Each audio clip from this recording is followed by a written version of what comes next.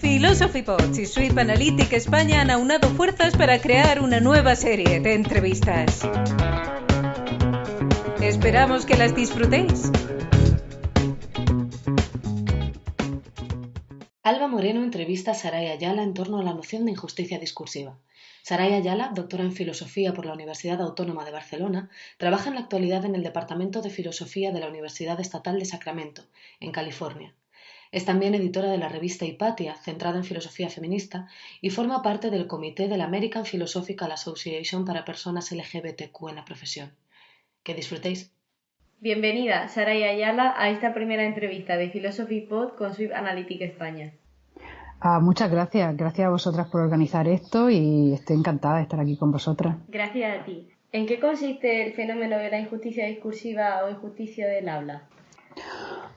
Pues se trata de un fenómeno que recientemente ha sido señalado por la filósofa Rebecca Kukla en un artículo de 2014, pero que ya fue con otro nombre apuntado por Ray Langton hace ya unos años, allá por el 93, si recuerdo bien.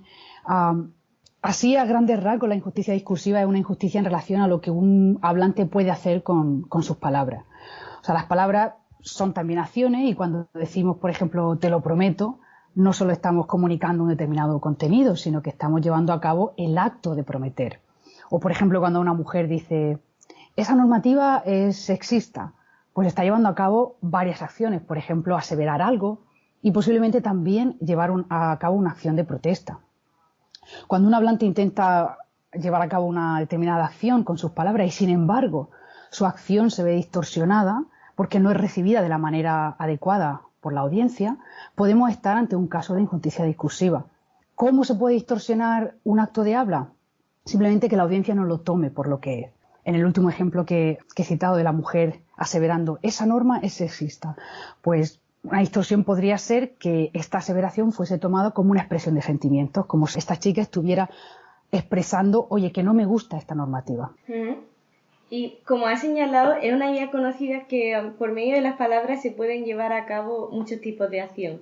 Sin embargo, plantea que el rango de acciones posibles no es el mismo para cada hablante. ¿Podría explicarnos qué es lo que hace que ese rango varíe? Pues de la misma manera que ocupamos, por ejemplo, una determinada posición en nuestra familia o en nuestro grupo de amigos, pues todos ocupamos diferentes posiciones en la sociedad. En casa, por ejemplo, podemos ser la persona bromista o quien siempre se queja de la injusticia y arruina las cenas familiares o quien se encarga de cuidar a los enfermos, por ejemplo. Y este rol suele responder pues, a rasgos de personalidad o a ser el primogénito o a ser el que se ha quedado en casa cuidando de la familia y a menudo responde al género también. Pero en la escala mayor de la sociedad, la posición que ocupamos responde sobre todo a lo que podemos llamar identidad social, que está constituida pues, por muchas dimensiones, desde tu orientación sexual, al género, al sexo, a la habilidad o nacionalidad o estatus de inmigración. Compara, por ejemplo, una persona sin hogar y una persona, digamos, de clase media. Imagina a los dos que están diciendo algo en mitad de la calle, ¿no? Están gritando a los transeúntes. Algo como, no sé, no sigáis caminando. La persona sin hogar posiblemente no va a lograr hacer mucho con sus palabras. En particular, difícilmente va a llevar a cabo un acto o una acción de advertir de un peligro. No, la mayoría de gente va a pasar de largo y no se van a tomar sus palabras como una advertencia, sino más bien como una expresión de un desequilibrio mental o de estar desconectado de la sociedad. Y esto pasa precisamente porque es una persona sin hogar. Hace unos años, la prensa española nos regaló un caso clarísimo de injusticia discursiva que utilizo normalmente en mis clases para explicar el fenómeno porque me encanta. No es que me encante el fenómeno, sino que me resulta muy claro, ¿no? Un buen ejemplo. En 2014 se celebró una jornada de puertas abiertas del Tribunal Supremo y el evento se anunció, pues toda la ciudad de Madrid se llenó toda de banderitas con una imagen tomada de una obra que hay en el interior del edificio, que consistía en una mujer desnuda. Y sobre el pubis de esta mujer se leía «Conócela», refiriéndose a «conoce a la justicia». 3 magistrados del Tribunal Supremo, constituido en su mayoría por hombres, como ya sabemos, escribieron una carta abierta al presidente de esta institución que contenía, entre otras, las siguientes frases. Leo, las 2 frases que voy a leer son de la carta textual. La primera sería: esta no es una imagen apropiada para representar la justicia. Otra frase se lee: es un acto de discriminación utilizar la imagen de una mujer desnuda para promocionar una actividad.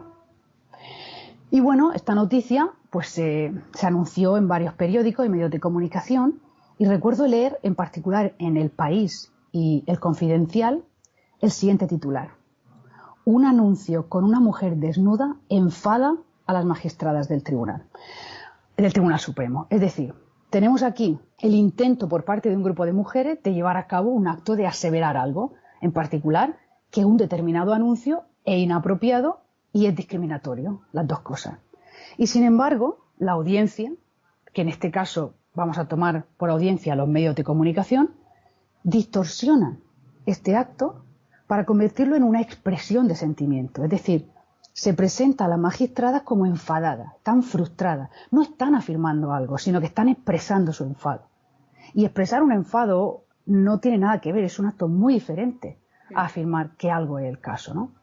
Entonces, si pensamos que en lugar de mujeres hubieran sido magistrados hombres, posiblemente esto no hubiera pasado.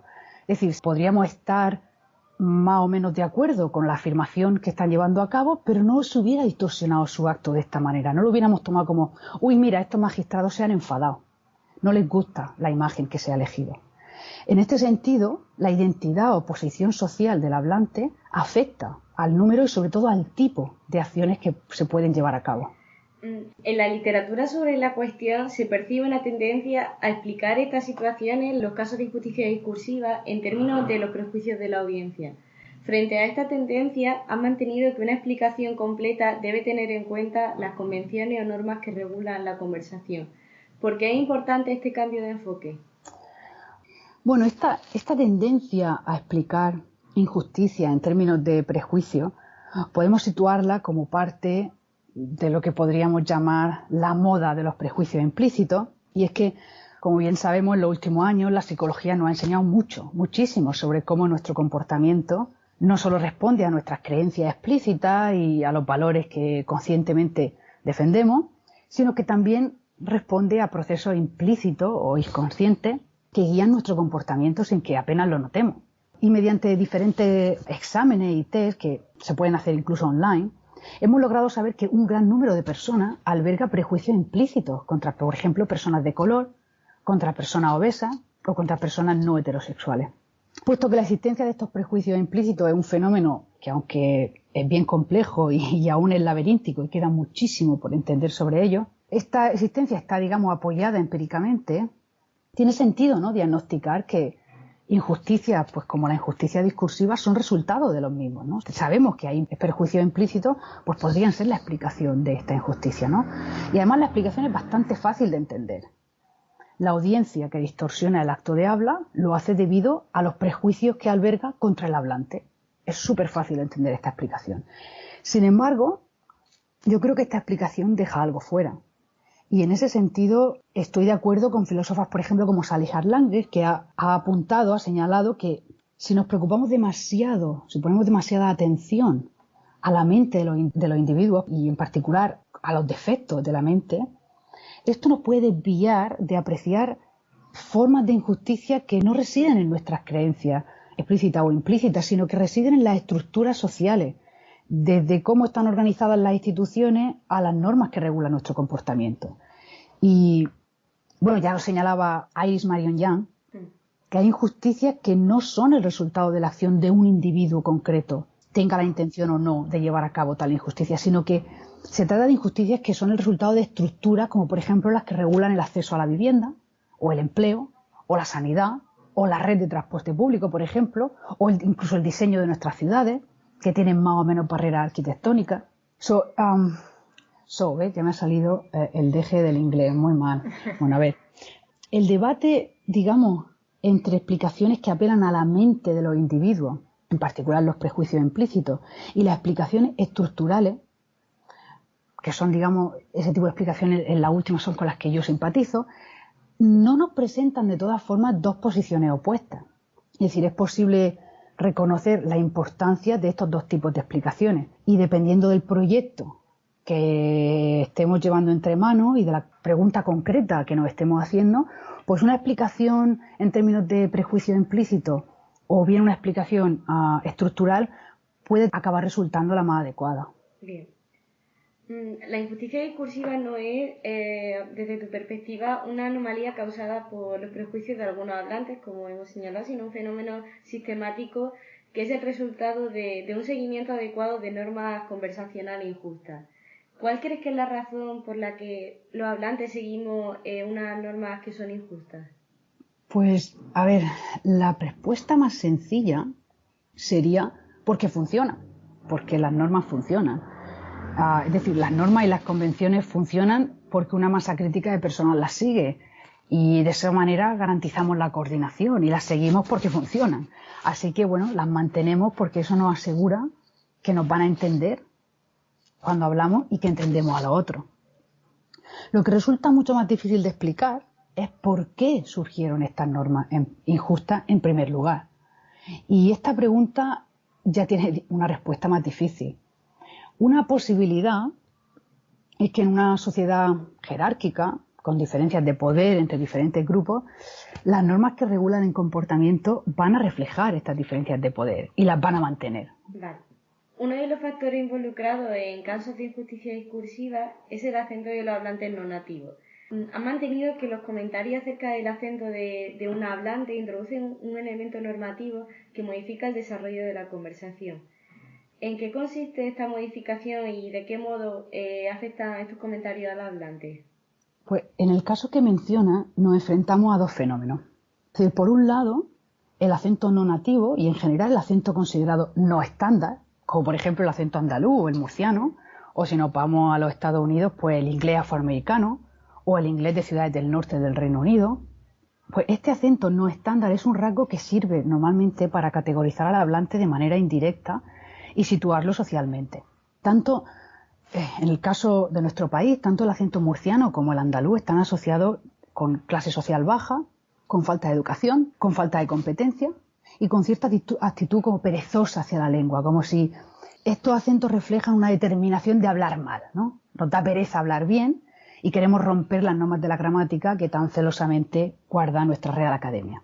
Esto sitúa a los hablantes con tales acentos en una determinada posición que les va a dificultar llevar a cabo ciertos actos de habla. Por ejemplo, el dar una opinión experta, ¿no? Si no suenas a experto, difícilmente tu opinión va a contar con una opinión de experto, ¿no? Imagina un congreso de filosofía en el que alguien con acento andaluz o murciano hace una intervención. Por ejemplo, afirma que hay un problema con el argumento presentado. E imagina que la audiencia no toma esta afirmación como tal, como una afirmación, sino más bien como un intento de participar en la conversación. Un tipo de habla que podríamos llamar como un entrante, ¿no? Un intento de, oye, ¿puedo participar en la conversación? Más adelante, durante la charla, otra persona con un acento, digamos, estándar, dice algo muy parecido. Y esta vez la audiencia lo toma por lo que es decir, como una afirmación referente a la validez del argumento del que se está hablando. En esos casos, lo que distorsiona el acto de habla es el acento, que indica una determinada procedencia y que es asociado a su vez con una identidad social, y por tanto se trataría de una injusticia discursiva. Sin embargo, el segundo fenómeno contenido en la pregunta que me ha hecho tiene más que ver con las microagresiones que con la injusticia discursiva. Es decir, cuando alguien comenta sobre el acento de un hablante, imagínate, alguien dice, ¡ay, qué acento tan gracioso tiene! O ¿de dónde es tu acento? Lo que está haciendo es, como bien has comentado, introducir un elemento normativo en la conversación que cambia el rumbo de la conversación totalmente. Es decir, este tipo de comentarios hacen varias cosas a la conversación. Por ejemplo, modifican qué está permitido decir y hacer en esa conversación. Una vez se realiza ese comentario, pues resulta permitido, simplemente por las reglas del juego, del lenguaje, comentarios sobre el hecho de que el interlocutor no es nativo del país, o que habla de una manera peculiar, o que su procedencia es relevante para la conversación. De nuevo, imaginad un congreso de filosofía o una clase de filosofía donde se está hablando de filosofía y de repente alguien le pregunta al interlocutor, ¿de dónde es tu acento? A partir de ese momento resultan adecuados los comentarios del tipo, ¿y cuánto llevas aquí? ¿Echas de menos tu país? ¿Y cómo está la situación política ahí? Incluso, bueno, Viene a cuento que te cuenten las vacaciones que pasaron allí o el hecho de que tienen un primo segundo que una vez pasó por allí, por la ciudad o por el país que han nombrado, ¿no? Esto que puede parecer, pues una tontería, ¿no? En realidad no lo es, porque la conversación de filosofía acaba de dar un giro y el interlocutor, que antes era un filósofo participando en una conversación de filosofía, ahora es sobre todo un extranjero, es decir, una persona de fuera. Entonces, además de estos efectos en la conversación, de cómo cambia, cómo hace girar la conversación, estos comentarios tienen efecto directo en el interlocutor. Por un lado, le comunican que hay algo peculiar en su manera de hablar, ¿no? Que habla raro y que esto merece ser comentado.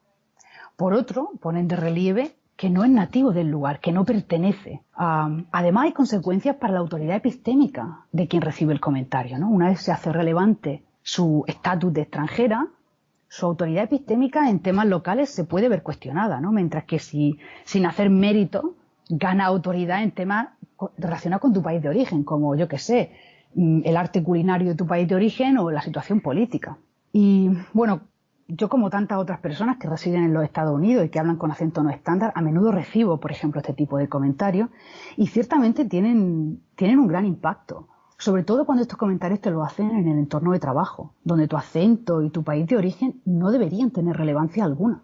Y son como un recordatorio continuo de que el contenido de lo que dice no es tan importante como la manera en que lo estás diciendo. Y que antes que filósofa o profesora, eres una extranjera. Sí. ¿De qué modo se puede intervenir para corregir la injusticia discursiva? A ver, si el problema está, como yo creo, sobre todo en las normas que regulan la conversación, la intervención tiene que pasar por cambiar esas normas. Y lo primero que habría que hacer entonces sería descubrirlas, adivinar, identificar esas normas, pues no van a ser transparentes. Piensa, por ejemplo, en la distancia que guardamos respecto de otras personas al hablar. No es algo que hagamos porque deliberamos y calculamos de manera exacta a qué distancia tenemos que situarnos de alguien cuando interaccionamos, sino que en general reconocemos qué distancia es la adecuada a mantener, y esto varía en cada cultura. En esto también, perdón por las menciones continuas al hecho de que vivo fuera, pero noto continuamente lo que me ocurre cuando estoy, por ejemplo, en Estados Unidos y me acerco demasiado a la gente sin darme cuenta y se revela inmediatamente que la norma allí es otra. La norma es de guardar más distancia que la que guardamos, por ejemplo, en nuestro país, ¿no? Entonces, sin deliberar, de la misma manera que no deliberamos sobre esta norma de cómo de lejos, de cerca, situarnos de un hablante, no deliberamos tampoco sobre otras normas que seguimos cuando hablamos. Por ejemplo, los patrones que seguimos en la frecuencia en que interrumpimos a ciertos hablantes y no a otros, por ejemplo, o en cómo interpretamos sus actos de habla. Sí. La manera más fácil, yo creo, de identificar estas normas que aplicamos normalmente sin deliberar y sin pensarlo, es cuando estas normas se rompen. Por ejemplo, de la misma manera que llama nuestra atención cuando alguien hace algo que no es lo que esperamos, por ejemplo, si alguien se sitúa demasiado cerca de ti para hablar, el hecho de que nos llame la atención, que nos resulte sorprendente, revela que hay una norma que se está rompiendo, ¿no? En general, creo que la manera de combatir la injusticia discursiva sería por, primero, empezar observando de manera muy detallada nuestras conversaciones y reflexionando críticamente sobre cómo funcionan. Bueno, hemos terminado aquí la entrevista. Muchas gracias, Saray Ayala, por haber aceptado la invitación. Muchas gracias a vosotras de nuevo por esta iniciativa, por trabajar en estos proyectos tan guay que tanto hacen falta en nuestro país, y me alegro muchísimo de que hayáis contado conmigo.